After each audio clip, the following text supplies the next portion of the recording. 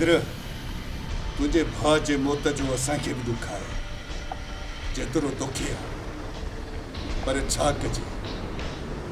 हयाती एतिरी हुयसि हयाती एतिरी न हुयसि सेठ हुननि हयाती खुटाई आहे मुंहिंजे भाउ जी मां सरमद जो पूरो खानदान तबाह कंदुसि छो त कदर जे कहर खां कोई बि हुननि खे बचाए कोन सघंदो असां वरी कॾहिं चऊं था त तूं हुननि खे बख़्श कर न कॾहिं बि न कादर हुननि खे बख़्श हरगिज़ न आहे करणो पर तव्हांजे भाउ जो उन्हनि खां पलांत करणो आहे उहो बि गाए वॼाए हा सेठ ज़रूरु पलांत कबो सो बिगाए वॼाए जे भाउ हुजे रूह खे सुकून अचे असां तुंहिंजे भाउ जे दुख में बराबरि जा शरीक आहियूं कादर सेठ असांजे अंदर में भाउ जो बबड़ थो भरे भाउ जो बबड़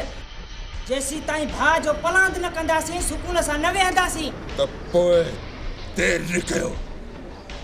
जल्दी वञी पंहिंजे भाउ जो पलांत करे अचो तव्हांजे भाउ जे कातिलनि जो मौत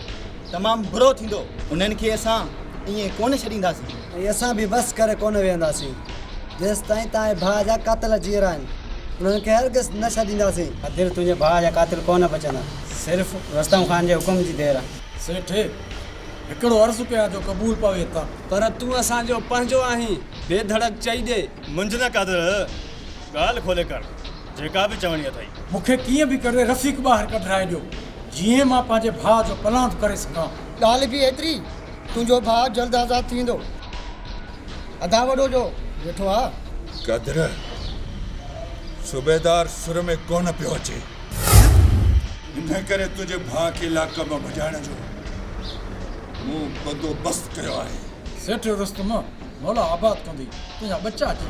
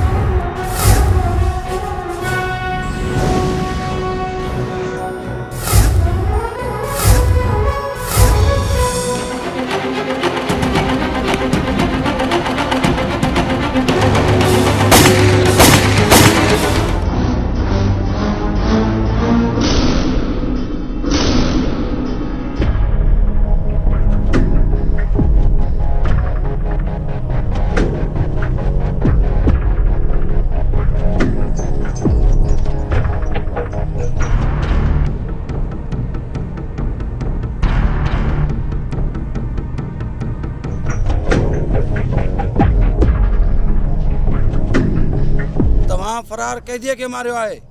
तव्हां कानून जी मदद कई आहे तव्हां हिन खे जहिड़ो पकड़ियो आहे त बहितर हुयो सर जेकॾहिं फेर न कयो आहे त हू बची वञे हा सर तॾहिं मजबूर थी करे फेर कयोसीं ख़ैर जेको थियो न थिए हा पर बहितर थी वियो हूअं बि ज़ालिम हुयो सर हूअं बि इन ज़ालिम वॾा ज़ुल्म कया सुठो थियो जो कुते जे मौत में हुयो वाकई सर ॾोहारीअ सां धोखो न हो चङो थियो त मोह ॾोहारीअ जो नसीब ई गोली आहे केतिरो भॼे आहे कानून खां सर असां वञूं हा ख़ालिद तव्हां वञो महिरबानी सर